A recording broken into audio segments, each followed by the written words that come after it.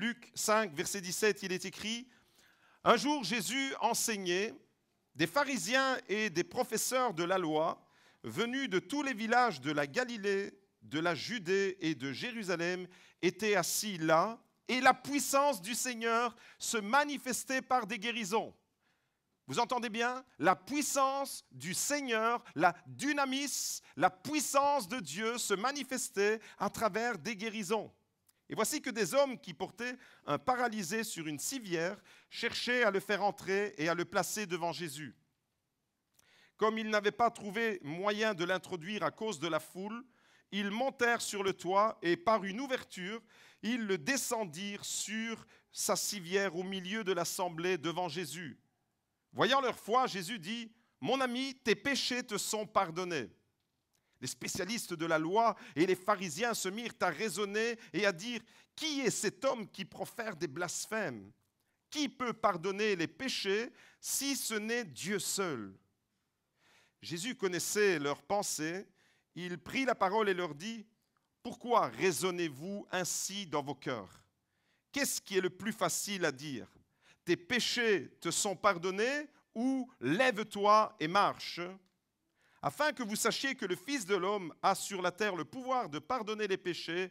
Je te l'ordonne, dit-il au paralysé, lève-toi, prends ta civière et rentre chez toi. Celui-ci se leva immédiatement en leur présence, prit la civière sur laquelle il était couché et rentra chez lui en rendant gloire à Dieu. Tous étaient dans l'étonnement et célébraient la gloire de Dieu. Remplis de crainte, ils disaient « Nous avons vu aujourd'hui des choses extraordinaires. Amen. » Et j'aimerais à la fin de ce culte que toute l'Église puisse dire « Nous avons vu aujourd'hui des choses extraordinaires » et que toute l'Église donne la gloire à celui qui est le Dieu Tout-Puissant. Ils étaient tous remplis là, devant ce que Jésus venait d'accomplir, devant ce miracle. Ils étaient tous remplis d'émerveillement, ils étaient tous saisis de crainte même, et ils célébraient la gloire de Dieu. La puissance de Dieu se manifeste afin que tu puisses servir la gloire de Dieu, afin que la gloire de Dieu soit manifestée. Voyez-vous, hier, j'étais au téléphone avec une personne qui me disait « Pasteur, j'ai été dans une réunion où il y avait la puissance de Dieu. Les gens tombaient tous par terre. » Alors, je vais vous dire la vérité. À ce moment-là, pendant que j'étais au téléphone, j'ai fait une grimace. Alors, j'étais avec mon téléphone assis et quand cette personne m'a dit « J'ai été dans une réunion où la puissance de Dieu s'est manifestée, les gens tombaient tous par terre. » Je me suis dit en moi, est-ce qu'on a acheté de l'insecticide pour que tout le monde tombe? Et là, j'ai fait une grimace, j'ai fait quelque chose du genre comme ça, regardez. Les gens tombent par terre, donc, eh bien, ça veut dire que la puissance de Dieu s'est manifestée. J'ai répondu à cette personne, donc pour toi, la puissance de Dieu se mesure au nombre de personnes qui tombent par terre, c'est ça? S'il y a beaucoup de personnes qui tombent par terre, alors la puissance de Dieu est à l'œuvre. Au contraire, moi, je vois dans la Bible que l'Évangile remet les gens debout. Moi, je vois dans l'Évangile que Jésus relève les gens. Moi, je vois dans l'Évangile que Jésus manifeste sa puissance et la manifestation de la puissance de Dieu relève des hommes et des femmes qui sont affligés, que la vie a jetés par terre. Et Jésus relève, remet debout des gens qui sont visités par la puissance de Dieu, comme ce paralytique qui est porté là dans une assemblée. On a ouvert le toit, on a descendu cet homme dans une civière et devant Jésus, eh bien, Jésus, la manifestation de la puissance de Dieu ne s'est pas manifestée de telle manière que tout le monde, tous ceux qui étaient dans la maison sont tombés les uns après les autres comme des mouches. Non, non, celui qui était par terre, celui qui était couché dans une civière, il s'est remis debout. Lève-toi, prends ton lit, prends ta civière et marche. Lève-toi et marche. Voyez-vous, la puissance de Dieu se manifeste dans la vie de ceux qui sont relevés au nom de Jésus. Au nom de Jésus.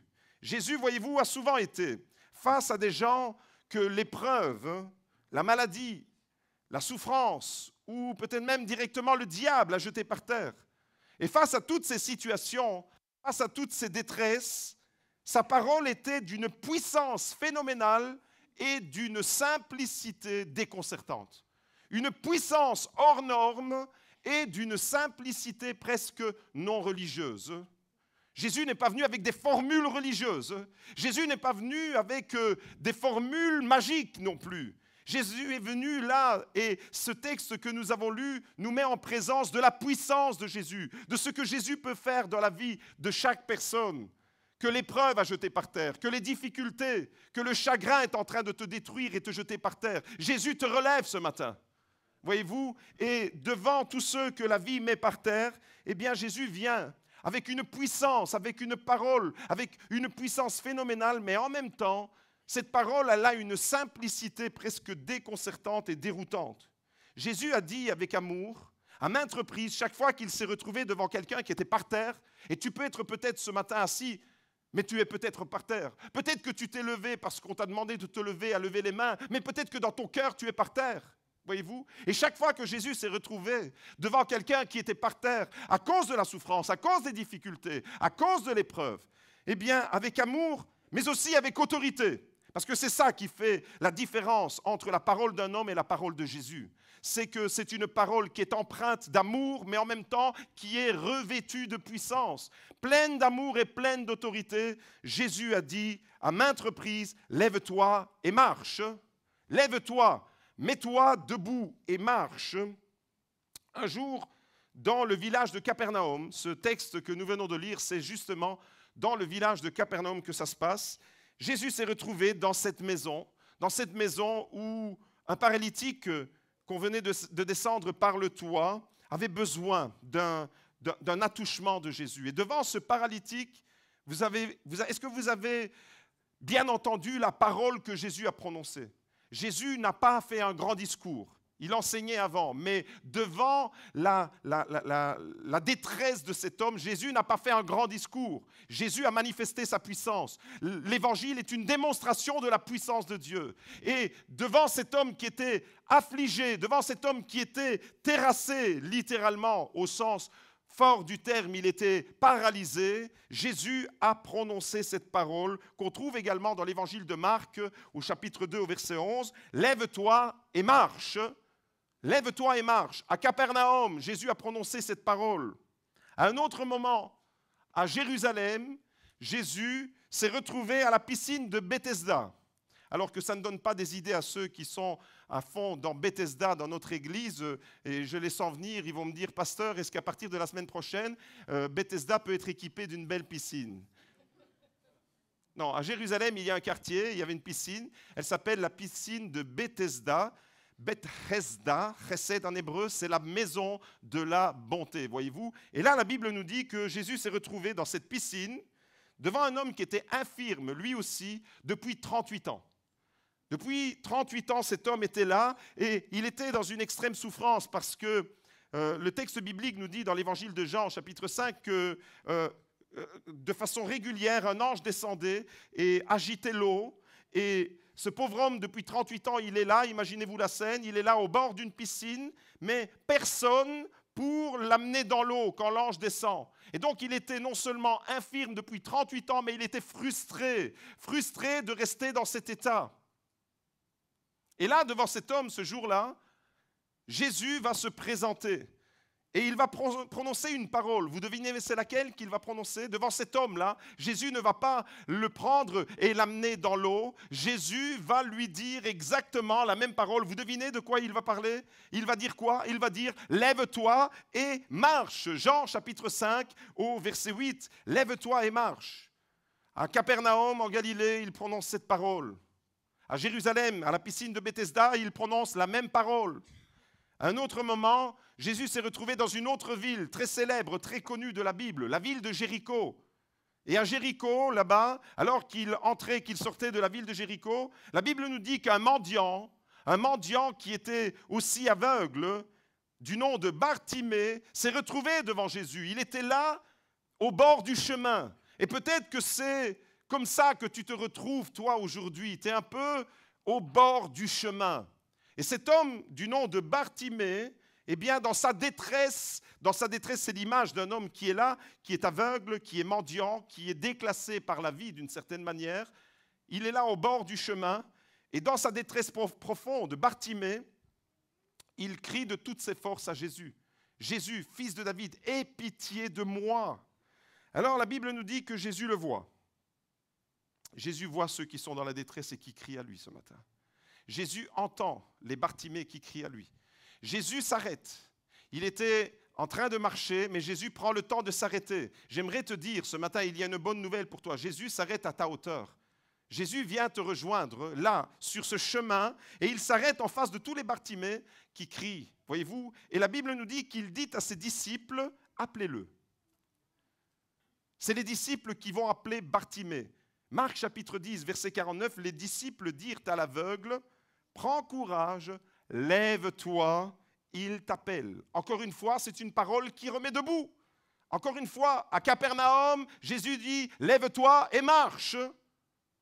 À Jérusalem, à la piscine de Bethesda, Jésus dit, lève-toi et marche. À Jéricho, les disciples disent de la part de Jésus, prends courage, il t'appelle, lève-toi. Vous devinez alors que ce matin, eh bien, le thème de mon message sera « Lève-toi et marche ». Dans les Actes des Apôtres, au chapitre 3, on retrouve deux disciples de Jésus très connus, du nom de Pierre et de Jean. La Bible nous dit qu'ils étaient en train de monter au temple de Jérusalem pour aller à l'heure de la prière, aller adorer Dieu, aller prier, aller célébrer Dieu. Et alors qu'ils étaient en train de pénétrer dans le temple de Jérusalem, il y avait là, devant cette porte, la belle porte, un homme qu'on amenait tous les jours, mendiant lui aussi et boiteux de naissance, nous dit la Bible. Et il était là pour faire l'aumône. Ce jour-là, devant la porte, la belle porte de Jérusalem, cet homme qui était là, il attendait juste peut-être un peu d'argent, une petite pièce de monnaie pour faire sa journée. Mais là, Pierre lui dit, en le regardant, il le fixe des yeux, et vous savez ce que Pierre va dire à cet homme ? Eh bien, il va dire la même chose que Jésus. Il va dire, au nom de Jésus-Christ de Nazareth, lève-toi et marche. Le thème de ce matin, vous l'avez compris, c'est lève-toi et marche. Mon message, il sera assez simple ce matin. Simple comme la parole de Jésus. Simple mais non simpliste. Et j'aimerais m'attarder sur les deux aspects de cette phrase. Lève-toi et marche. Le premier aspect, c'est lève-toi. Et le deuxième aspect, c'est marche. Lève-toi et marche. Voyez-vous, tout au long de ma vie chrétienne, j'ai rencontré énormément de personnes. Des personnes qui ont été terrassées par les épreuves de la vie, mais j'ai vu également des personnes qui ont été remises debout par le Seigneur. J'ai vu la puissance de Dieu se manifester dans la vie de certaines personnes. Mercredi soir, j'étais à la maison et ma tante de Liège me téléphone en catastrophe. Joseph, il faut revenir parce que Nona est en train de mourir. Et en réalité, il y a eu une erreur médicale.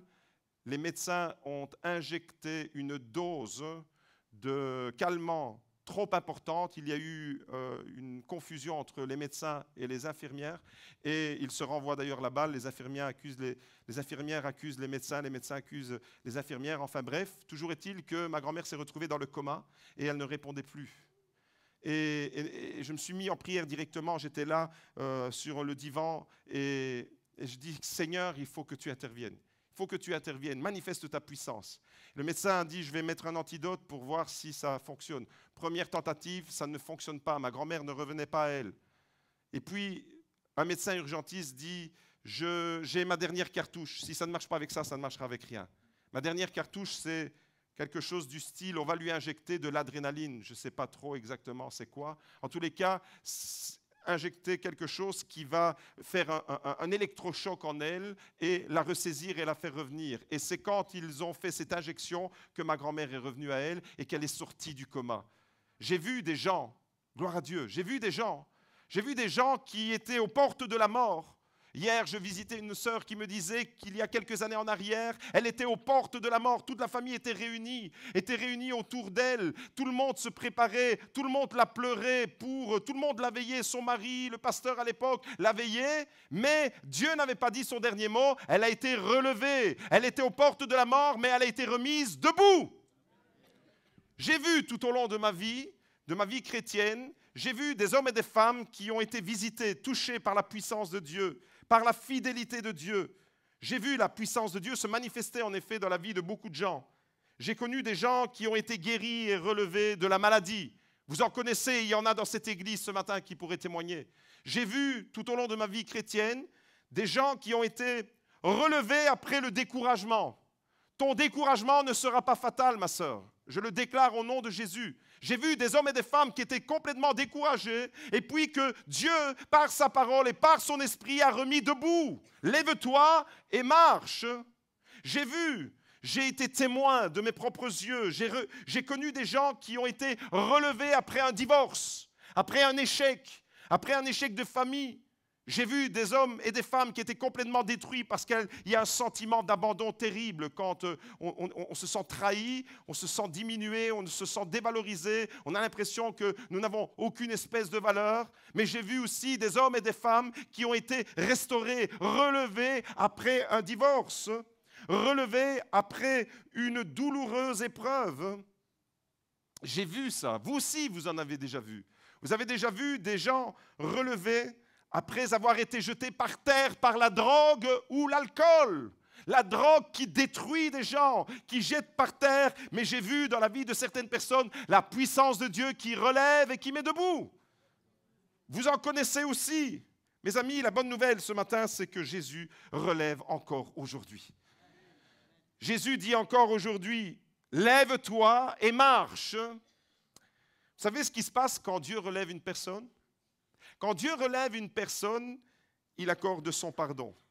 Dans le texte que nous avons lu, afin que vous sachiez que le Fils de l'homme a le pouvoir de pardonner les péchés, je te le déclare, dit-il à ce paralysé, lève-toi, prends ton lit et marche.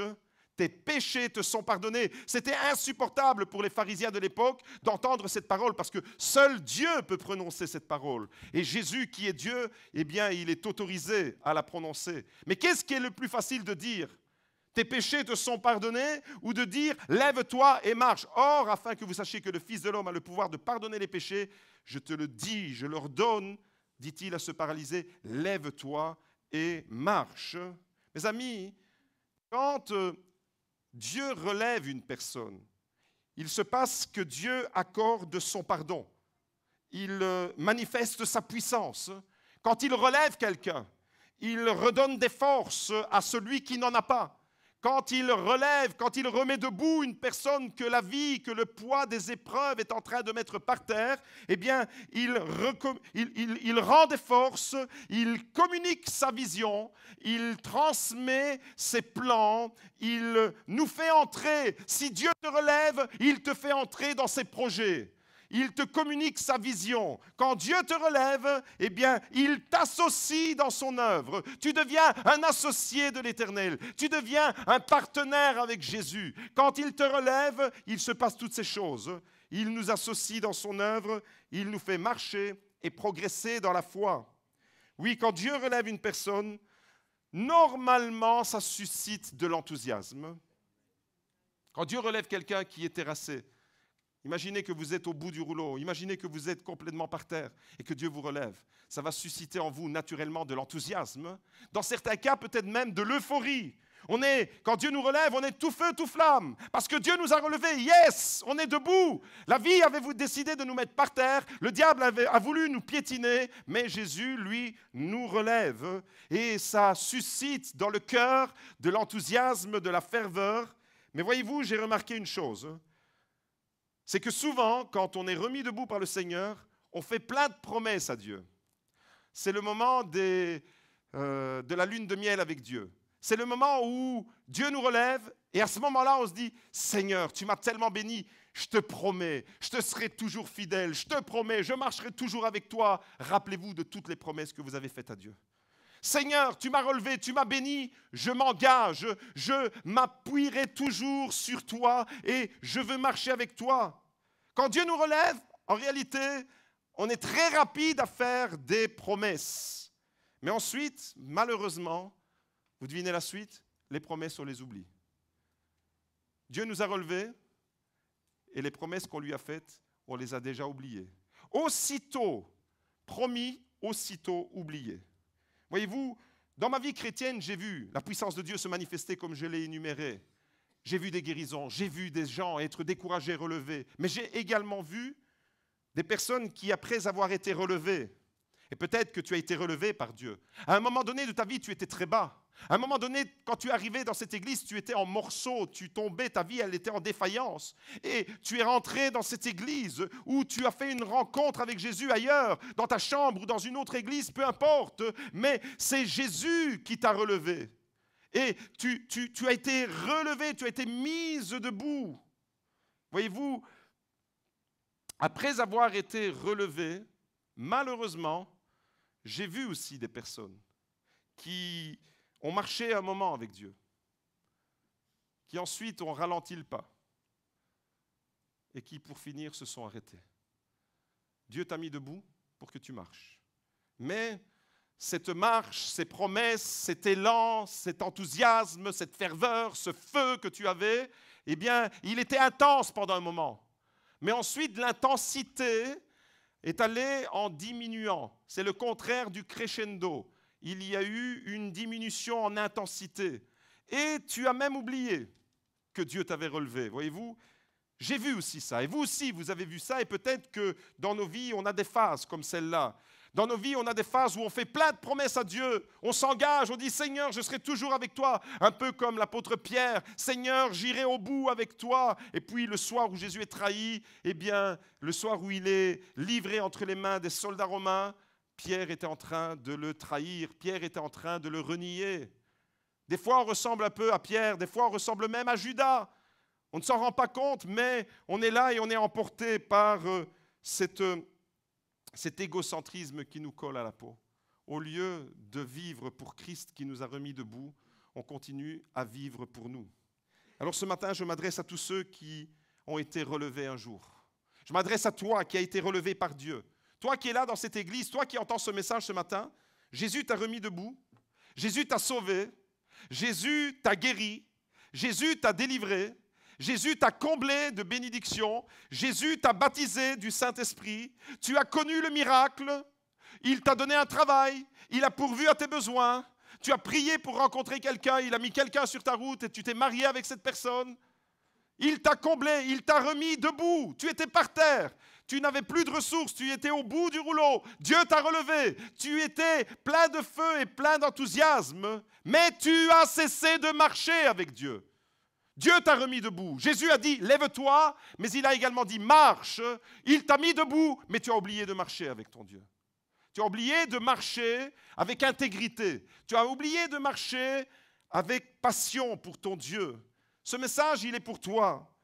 Et la question alors ce matin, c'est de savoir pourquoi cessons-nous de marcher, pourquoi cessons-nous d'aller de l'avant, pourquoi cessons-nous de progresser dans notre vie chrétienne quand pourtant Dieu nous a remis debout. Quand pourtant Dieu nous a tellement bénis à maintes reprises. Pourquoi? Que se passe-t-il dans notre petite tête? Que se passe-t-il dans notre vie? Pourquoi on est si prompt à faire des promesses et puis tout doucement, eh bien, on oublie les promesses? Je vais vous donner 3 réponses ce matin. Elles ne sont pas exhaustives, il y en a certainement d'autres. La première raison, c'est que nous sommes tous des êtres oublieux. Par nature, nous avons tendance à oublier. Par nature, nous avons tendance à oublier les bienfaits de Dieu, mais également oublier les promesses qu'on lui a faites. C'est dans la nature de l'homme. Je vous ai déjà parlé, un terme en arabe pour désigner l'homme, c'est al-insa. Al-insa, c'est un terme en arabe qui désigne l'être humain. Et littéralement, al-insa signifie l'oublieux. L'homme est oublieux par nature. On a tendance naturellement à oublier les bienfaits que Dieu multiplie dans notre vie. Il y a ce vieux et merveilleux cantique qui dit « Compte les bienfaits de Dieu, mets-les tous devant tes yeux et tu verras en adorant combien le nombre en est grand. » Mais voyez-vous, on est obligé de faire un exercice de mémoire parce que notre mémoire, eh bien, elle a tendance à oublier. Tendance à oublier les bénédictions que Dieu a multipliées dans nos vies.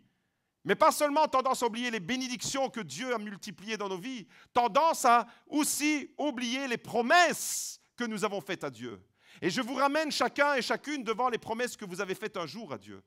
Où en es-tu devant la promesse que tu as faite de marcher, coûte que coûte, avec fidélité pour ton Dieu? Je m'investis, je m'engage dans ton œuvre, Seigneur, je veux gagner des âmes. Je te fais la promesse, tu m'as guéri, alors je t'offre ma vie. Tu es mort pour moi, alors je vivrai pour toi. Ça a été répété plein de fois pendant les baptêmes. parce que Jésus est mort pour moi, alors je vivrai pour lui. Et je veux te ramener, toi qui as peut-être été relevé à un moment de ta vie où tu étais très bas, Jésus t'a remis debout. Je veux te ramener devant la réalité de la promesse que tu as faite un jour à Dieu. Où est-elle cette promesse? Dieu nous fait du bien, c'est naturel à l'homme ça. Dieu nous fait du bien. Naturellement, Dieu aime nous faire du bien. Vous savez, quand Dieu nous bénit, en réalité, ce n'est pas qu'on doit le forcer. En réalité, Dieu prend plaisir à nous faire du bien. Je ne sais pas quelle image vous avez de Dieu. Je ne sais pas comment vous conceptualisez Dieu. Dieu n'est pas un concept de toute façon. Je ne sais pas comment vous représentez Dieu quand vous priez, quand vous lui demandez de vous bénir, quand vous lui demandez d'agir dans votre vie. Des fois, on a l'impression que Dieu doit le forcer pour que, allez, il nous concède un tout petit peu de ce qu'on lui demande. Et ça, c'est une image qui est totalement étrangère à la Bible, voyez-vous. Parce que le Dieu de la Bible, c'est un Dieu qui prend plaisir à faire du bien à ses enfants. Dieu n'a pas besoin d'être forcé pour qu'il te bénisse. Dieu aime te bénir. Et quand il te bénit et quand il réjouit ton cœur, en réalité, c'est son cœur de père qui est réjoui. Voyez-vous? Mes amis, j'aimerais vous dire que malheureusement, Dieu nous fait du bien et nous oublions tellement facilement le bien qu'il nous fait. Nous l'oublions dans le marasme de nos journées, dans le marasme de nos préoccupations, dans les difficultés que nous rencontrons dans la vie. Parce que nous sommes encore confrontés à des difficultés, nous oublions le bien qu'il nous a fait. Nous oublions le bien, tout simplement le fait d'être en vie, d'être là et d'être debout aujourd'hui dans cette église. Nous oublions des choses qui sont pourtant fondamentales et essentielles. Les frères et les sœurs dans l'église ou au sein de la famille peuvent nous faire du bien. Et nous oublions le bien qu'ils nous font. Mais s'ils nous font quelque chose qui nous va un peu de travers, alors ça devient la 4e guerre mondiale. Même pas la 3e, la 4e. On oublie le bien qu'on nous a fait et on épingle et on fait une montagne peut-être d'une parole qui a été prononcée avec maladresse, peut-être avec il y a eu un conflit, et on oublie tout le bien qu'on a pu recevoir de cette personne. Voyez-vous, la nature de l'homme, elle est comme ça, on oublie les bienfaits de Dieu, on oublie les promesses qu'on fait, nous faisons les promesses de Dieu, et puis le temps prend le dessus, et ces promesses, elles sont complètement oubliées dans les annales, dans les oubliettes de nos vies. La première raison, pourquoi cessons-nous de marcher avec Dieu quand pourtant il nous a relevé? La première réponse, c'est que nous sommes des êtres oublieux et que donc nous devons faire un exercice de mémoire. C'est pour ça que la Bible nous rappelle toujours, souviens-toi. Souviens-toi de tout le chemin que tu as parcouru. Souviens-toi, Deutéronome chapitre 8, souviens-toi tout le désert que tu as traversé, ce désert redoutable. C'est peut-être le désert de ta vie. Souviens-toi que j'ai été fidèle avec toi. Jésus nous appelle au souvenir. Rappelez-vous, faites ceci en mémoire de moi. Rappelez-vous. La Bible nous rappelle toujours la nécessité de ne pas oublier, de ne pas être al-insa. Ça, c'est la première raison. Nous cessons de marcher avec Dieu quand Dieu nous a mis debout parce que nous avons tendance naturellement à oublier. La deuxième raison, c'est que nous sommes ingrats et insatisfaits par nature. Dans le cœur de l'homme, il y a une ingratitude phénoménale. Nous sommes naturellement ingrats. Nous ne sommes pas naturellement reconnaissants. La reconnaissance, c'est quelque chose qui vient de Dieu, voyez-vous. Mais naturellement, quand l'homme est livré à lui-même, nous sommes ingrats. Nous avons l'impression que si Dieu nous a guéris, eh bien, c'était normal qu'il nous guérisse. Que si, d'une certaine manière, nous avons été bénis, eh bien, c'est normal qu'il nous a bénis. C'est comme si ça nous était dû. Et on a cette attitude devant Dieu, un peu beaucoup même, orgueilleuse de dire ben, c'est normal, il m'a béni, et alors? Et avec fierté, avec la tête haute, on se présente devant Dieu.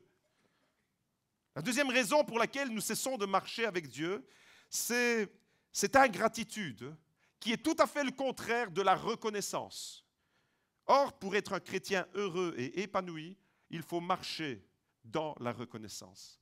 Il faut marcher. Nous devons apprendre à vivre comme des chrétiens qui expriment leur profonde gratitude et leur reconnaissance. La reconnaissance, en réalité, doit être constitutive de notre ADN chrétien. Ça doit être quelque chose qui doit nous coller à la peau, être reconnaissant, savoir dire merci à Dieu pour les bienfaits qu'il nous accorde et ne pas les oublier, savoir dire merci à un frère pour le soutien qu'il a manifesté dans notre vie à un moment, savoir dire merci à une sœur parce qu'elle s'est manifestée au bon moment dans notre vie, savoir dire merci, être dans la reconnaissance. Nous sommes tellement ingrats, nous sommes tellement insatisfaits que quand Dieu nous a mis debout, ensuite nous avons rencontré d'autres difficultés et nous avons oublié le fait qu'il nous a mis debout et nous lui en voulons presque d'être à nouveau devant des difficultés. Ça, c'est l'insatisfaction en permanence. Il y a dans le cœur de l'homme une insatisfaction permanente qui nous ronge et qui nous détruit d'une certaine manière. Mes amis, j'aimerais vous dire ce matin qu'en tant que chrétiens, nous devons acquérir la culture de la reconnaissance. Ça doit être quelque chose dans notre ADN chrétien, d'être des chrétiens reconnaissants. Apprendre à dire merci à Dieu pour ses bontés et vivre pour lui, marcher fidèlement dans les engagements que nous avons pris. Savoir apprécier tout simplement le fait d'être en vie. Est-ce que vous êtes vivant ce matin? Est-ce que vous savez que c'est un privilège que vous avez que tous ceux qui sont au cimetière n'ont plus? Est-ce que vous savez qu'un jour on ira au cimetière? Mais que pour le moment, vous êtes en vie. Et ça, c'est un privilège.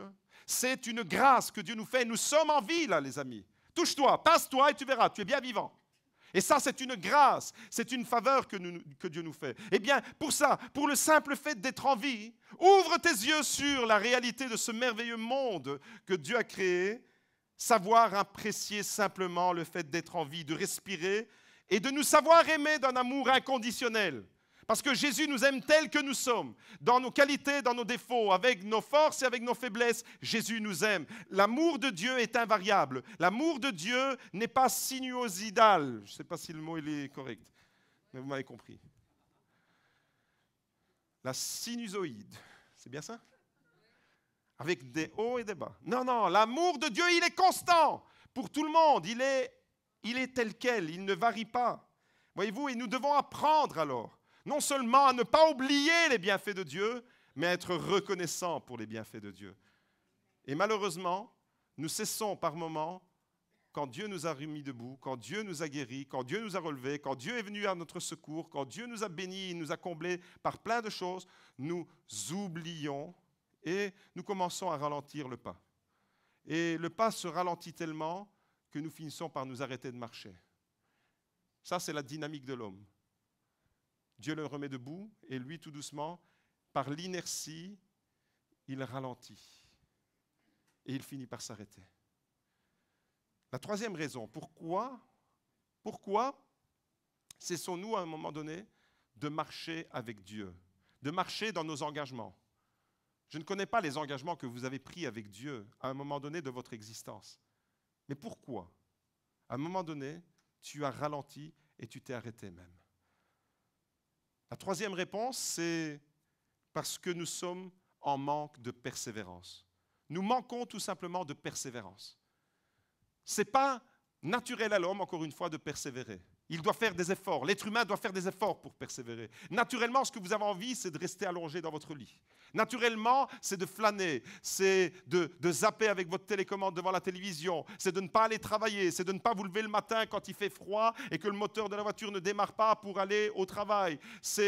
Naturellement, on a tendance à se laisser aller et à manquer de persévérance. Naturellement, si on est devant un problème, un petit problème, et qu'on est bloqué, eh bien, on ne va pas persévérer pour résoudre le problème. Les femmes, par exemple, si jamais vous avez dit à votre mari « Chérie, n'oublie pas de réparer le robinet parce qu'il coule », c'est inutile de lui répéter tous les 6 mois, il a compris. Ne lui répétez pas tous les 6 mois. Mes amis, on manque naturellement de persévérance.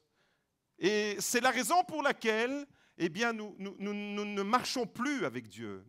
Lorsque nous sommes devant les difficultés, ce manque de persévérance va nous neutraliser. Vous l'avez compris, naturellement, encore une fois, naturellement, l'homme, il est ingrat, naturellement, l'homme, il est oublieux, et naturellement, l'homme, il est en manque de persévérance. L'homme sans l'Esprit de Dieu, j'entends. L'homme sans l'Esprit de Dieu a tendance à baisser les bras facilement. Quand l'Esprit de Dieu ne m'anime pas, j'ai tendance à baisser les bras.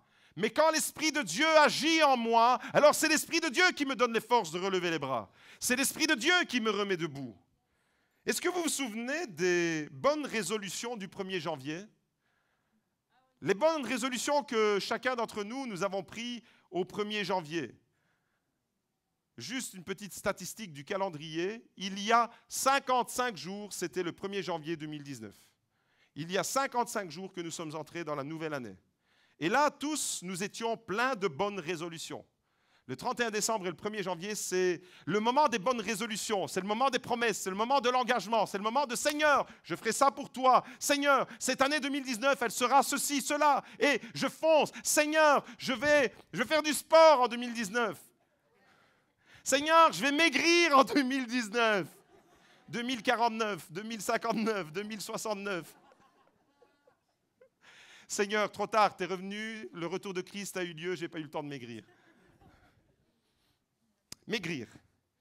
Maigrir, c'est certainement dans le hit parade des bonnes résolutions 2019 que tout le monde a pris. C'est « je ne me laisserai plus avoir par la balance ». D'ailleurs, elle déconne chaque fois que je monte dessus. Je ne me laisserai plus avoir par les petites bestioles qui viennent la nuit dans ma garde-robe et qui viennent rétrécir mes vêtements. Ce n'est pas moi qui grossis, c'est mes vêtements qui rétrécissent. Le fait de maigrir, le régime, en réalité, c'est au hit parade, pas seulement pour nous, pour plein de gens dans le monde entier. Le 31 décembre, le 1er janvier, plein de bonnes résolutions. Je vais faire du sport 3 fois par semaine. Avant d'aller travailler, j'irai courir, faire mon jogging, je rentre, je fais ma douche et puis je pars travailler. Je vais prier 1 heure avant. Et parla, parole, parole. 55 jours après le 1er janvier, 24 février 2019, où en sommes-nous avec nos bonnes résolutions? Alors moi, j'ai un bon truc pour maigrir. J'ai un truc radical pour maigrir. C'est un truc vraiment où c'est radical et instantané. C'est avec du citron. Alors, vous êtes en train de vous dire, le pasteur, après le coup de l'orange, il nous fait le coup du citron. Après le coup des figues, le coup du citron. Alors, avec du citron, c'est radical, c'est sûr et c'est instantané. Vous maigrissez, c'est assuré. Alors, que faut-il faire? Vous prenez un citron, vous le coupez en deux, vous le pressez dans vos yeux jusqu'au moment où vous ne voyez plus la nourriture qui est dans le frigo. Et je vous assure que si vous pressez le citron dans vos yeux jusqu'au moment où vous ne voyez plus le frigo et la nourriture qui est dedans, vous allez maigrir, c'est sûr, c'est assuré. Qui veut le citron? Mes amis, plus sérieusement, vous savez, dans la Bible, la foi est toujours associée à la persévérance. La foi est liée à la persévérance. La foi n'est pas un sentiment religieux. La foi est directement liée à la persévérance. Une foi sans persévérance, c'est une foi sans résultat. Vous ne pouvez pas obtenir de résultats dans votre vie si vous ne persévérez pas dans votre foi. C'est impossible. Une foi sans persévérance, c'est une foi émotionnelle. C'est une foi, d'une certaine manière, qui ne résiste pas aux épreuves. Dès que la première difficulté va se manifester dans votre vie, parce que vous manquez de persévérance, vous allez baisser les bras. Dieu vous a mis debout, mais vous arrêtez de marcher. Pourquoi? Parce que tu manques de persévérance, tout simplement. Hébreux, chapitre 10, verset 36, nous dit ceci. « Oui, vous avez besoin de persévérance pour accomplir la volonté de Dieu et obtenir ainsi ce qui vous est promis. » Pour obtenir ce qui nous est promis, nous avons besoin de quoi, les amis? Dites-le avec moi. Nous avons besoin de persévérance. Pour obtenir les promesses de Dieu, il faut une foi persévérante. Hébreux chapitre 10, verset 36. Pour être sauvé, bien sûr qu'il faut accepter Jésus comme Seigneur et Sauveur personnel, demander pardon, vivre la repentance, croire dans le message de la croix, l'accepter et naître de nouveau. Mais si tu ne persévères pas dans cette foi, tu ne seras pas sauvé. Matthieu, chapitre 24, verset 13. Celui qui persévérera jusqu'à la fin sera sauvé. Pour obtenir les promesses de Dieu, pour obtenir ce que Dieu t'a promis, tu dois persévérer. Et pour être assuré du salut, tu dois persévérer dans ta foi. Or, malheureusement, j'ai connu trop de personnes. Je les ai connus comme un feu de paille. J'ai connu des gens qui étaient tout feu, tout flamme pour Dieu et qui malheureusement se sont tout doucement éteints. Ils marchaient, que dis-je? Ils couraient pour Dieu. Il y avait une réunion par là, il courait. Il y avait une réunion par-ci, il courait. Il y avait un prophète par là, il courait. Il y avait ceci, il courait. Et ils étaient... Et puis, ils ont non seulement arrêté de courir, ils ont arrêté de marcher. Ils se sont arrêtés et ils se sont installés. Oui, tu as encore la foi. Oui, tu crois en Dieu. Oui, tu crois que Jésus est le Seigneur. Mais tu ne marches plus vraiment avec lui. Ce message, il est pour toi ce matin. Tu ne marches plus vraiment dans l'engagement que tu as pris. Tous les hommes et toutes les femmes, tous sans exception, qui ont réalisé des merveilleuses choses dans la vie. Tous les hommes et toutes les femmes qui ont réalisé leurs rêves ont été des hommes et des femmes qui ont persévéré. Il n'y a aucun rêve, écoutez bien ça, dans le monde il y a des gens qui ont réalisé leurs rêves. Moi je veux faire partie des gens qui réalisent leurs rêves. Mais il n'y a aucune personne, zéro personne, vous entendez? Zéro personne qui a réalisé son rêve sans persévérer. Ça n'existe pas. Tous les hommes à qui Dieu a gravé un rêve dans le cœur ont marché avec lui et ont persévéré. Persévérer, le mot grec pour parler de la persévérance, hypomoné, est un terme qui dit deux choses. Être sous un poids, une pression d'une certaine manière, et accepter de souffrir. Voilà pourquoi on ne persévère plus. Parce qu'on ne veut plus souffrir pour le nom de Jésus. Mardi, nous avons reçu Portes ouvertes, et ils nous ont rappelé, et nous avons ramassé une gifle en pleine figure, ce que signifie persévérer pour Jésus dans des conditions extrêmes, au péril de leur vie. Des chrétiens dans des pays persécutés qui persévèrent, qui acceptent de souffrir pour Jésus. C'est ça le problème aujourd'hui. C'est qu'on a tellement bradé l'évangile qu'on a présenté un évangile où tu ne dois plus souffrir pour le nom de Jésus. Version light, comme le Coca light. Coca zéro sucre. La foi zéro vitamine. Vitamine P413, ça n'existe pas dans cette foi. Je ne peux rien faire grâce au Christ qui me fortifie, ça ne veut rien dire. C'est tout à fait le contraire, voyez-vous. On a bradé la foi. On a édulcoré. Et malheureusement, on n'est plus prêt à souffrir pour le nom de Jésus. C'est pour ça que les gens ont promis, ont été remises debout, ont promis plein de bonnes choses à Dieu, mais se sont éteints. Or, si tu veux réaliser le rêve de Dieu, si tu veux réaliser le rêve que Dieu a gravé dans ton cœur, pour Dieu, il te faudra persévérer. Il te faudra ne jamais oublier ses bontés. Il te faudra être dans la reconnaissance et pas dans l'ingratitude. Voyez-vous, malheureusement, nous pouvons bien commencer un projet et l'abandonner en cours de route. Même la Bible est pleine d'exemples comme cela. Des hommes et des femmes, et aujourd'hui, en 2019, c'est encore la même chose, qui commencent un beau projet. Dans leur cœur, il y a plein de bonnes intentions, mais l'essoufflement t'a gagné. Le découragement t'a gagné. Et le projet, alors qu'il était bien commencé au début, en cours de route, tu l'as abandonné. À cause d'un découragement peut-être. À cause d'un échec. Tu as rencontré un échec dans ta vie, et cet échec-là, il t'a retourné comme une crêpe, il t'a mis par terre, et tu t'es dit, même pas Dieu, même pas Jésus peut me relever. Et tu t'es arrêté de marcher avec lui. Peut-être que tu avais bien commencé un beau projet pour Dieu, mais que tu l'as abandonné en cours de route à cause d'un manque de résultats ou à cause de critiques d'autres personnes. Le découragement, le jugement, les regards qui se sont posés sur toi, les paroles qui ont été prononcées sur ta vie, tout ça a pris le dessus et cet élan que tu avais dans ton cœur, tellement beau, tellement passionné, eh bien, tout doucement, il a été comme freiné, ralenti, diminué en intensité. Tu n'as peut-être pas vu des résultats immédiatement. Le projet était beau. Les promesses que tu avais faites, elles étaient nobles. Mais tu espérais un résultat plus rapide. Et parce que tu n'as pas vu de résultat rapidement, tu as arrêté de marcher avec Dieu. Alors je voudrais vous donner un exemple ce matin. L'exemple du lion. Savez-vous que le lion, lorsqu'il sort pour chasser, peut manquer sa cible, il échoue jusqu'à 7 à 10 fois avant de capturer sa proie. Ce qui veut dire que, on pourrait dire, la vie du lion est à 85% un échec. Alors, qu'est-ce qui fait de lui un roi?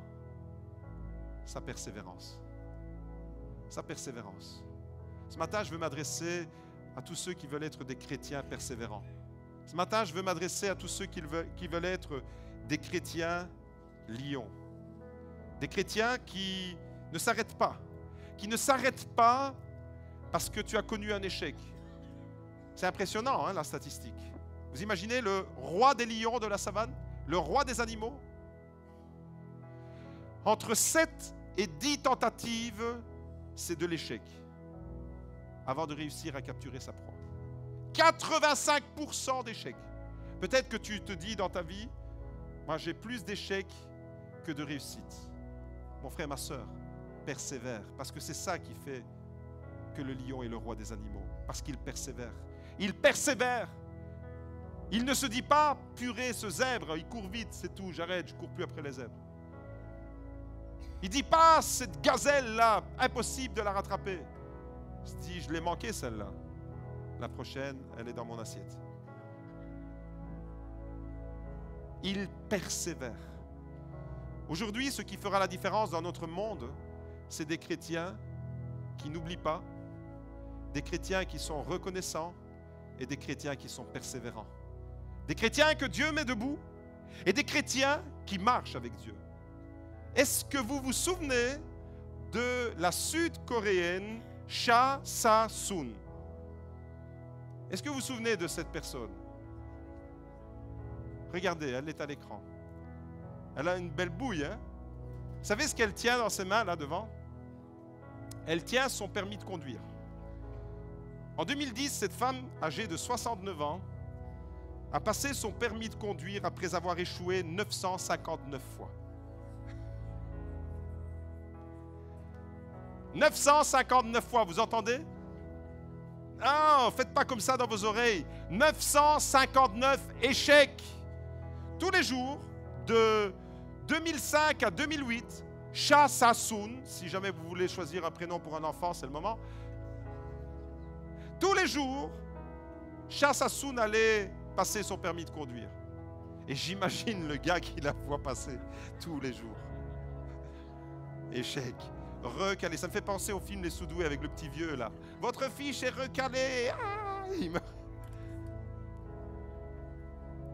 Mes amis, tous les jours, de 2005 à 2008, Cha Sa-sun allait passer son permis de conduire. Pendant 3 ans, imaginez-vous, feriez-vous ça? Tous les jours, allez passer votre permis de conduire et tous les jours, rater le permis de conduire pendant 3 ans. Après, de 2008 à 2010, elle a été un peu plus cool. Elle y est allée 2 fois par semaine. Et 2 fois par semaine, de 2008 à 2010, elle a raté. Au total, 959 tentatives. Mais à la 960e tentative, Cha Sa-sun a obtenu son diplôme, elle peut rouler et la firme de voitures Hyundai a même fait une publicité avec elle. Le comble de l'ironie, vous savez c'est quoi? C'est que Cha Sa-sun en coréen signifie voiture. Ça c'est vraiment la petite cerise sur le gâteau. 960 fois avant d'obtenir son permis de conduire. Alors mon frère, ma soeur, toi qui as fait des promesses à Dieu, et tu t'es découragé, tu as cessé de marcher, tu as cessé de courir, ce matin, la parole, elle est pour toi. Est-ce que tu veux être un chrétien lion? Est-ce que tu veux être un chrétien du type Shah Sassoon qui persévère? Est-ce que tu veux être un chrétien, une chrétienne qui dit « Seigneur, tu m'as remis debout ». Et si tu n'es pas encore relevé ce matin, il y a une bonne nouvelle pour toi. La première chose que Jésus fait, c'est qu'il te dit « Lève-toi ». Lève-toi, toi qui es dans tes difficultés. Lève-toi, toi qui es dans tes souffrances. Lève-toi, toi qui es dans ta maladie. Lève-toi, toi qui es dans tes problèmes. Lève-toi, toi qui es en train de submerger, qui est en train d'être submergé par les fardeaux de la vie. Lève-toi. Lève-toi, toi qui rencontres tellement d'obstacles dans ta vie. Lève-toi. Il te met debout. La parole de l'Évangile, elle te met debout. Alors à cette personne que j'ai eue au téléphone et qui me disait, j'ai été dans une réunion où il y avait la puissance de Dieu, tout le monde tombait par terre. Et moi j'ai envie de voir ce matin la puissance de Dieu où tout le monde va se lever. Moi j'ai envie de voir le contraire, j'ai envie de voir la puissance de Dieu où tout le monde va se remettre debout. J'ai envie de voir des hommes et des femmes remarcher avec leur Dieu. Et si tu as manqué 959 tentatives, mon frère, ma soeur, persévère parce que la suivante sera la bonne. Avec ton Dieu. Combien de personnes voudraient dire « Seigneur, pardonne-moi parce que je suis un chrétien oublieux. J'oublie tes bénédictions. Seigneur, pardonne-moi parce que je suis ingrat. Parce que je ne te dis pas merci et je ne dis pas merci aux autres. Seigneur, pardonne-moi parce que j'ai baissé les bras trop rapidement et je n'ai pas persévéré. Mais ce matin, je veux être un chrétien qui n'oublie pas. Ce matin, je veux être un chrétien dans la reconnaissance et dans la persévérance. À tous ceux qui disent Amen, levez les mains et dites Amen. Amen à fond. Dites Amen à fond si vous êtes d'accord avec ça. Criez Amen. Et si tu es d'accord avec ça, viens devant. Parce que Dieu te dit, lève-toi et tu vas marcher. Tu vas entrer dans quelque chose de nouveau. Tu vas entrer dans une nouvelle réalité. Et tu vas marcher à nouveau comme un homme et une femme restaurés, rétablis, remplis de feu. Merci Seigneur. Alléluia. Que le nom de Jésus soit béni. Levez les mains. Tu dis Seigneur, me voici devant toi. Je viens devant toi les bras grands ouverts. Ouvre tes bras. Seigneur, tu m'as relevé ce matin. Est-ce qu'il y a des chrétiens qui peuvent dire Seigneur, tu m'as relevé ce matin. Tu me mets debout ce matin. Mais si tu me mets debout, alors je marcherai pour toi. Je marche pour mon Dieu.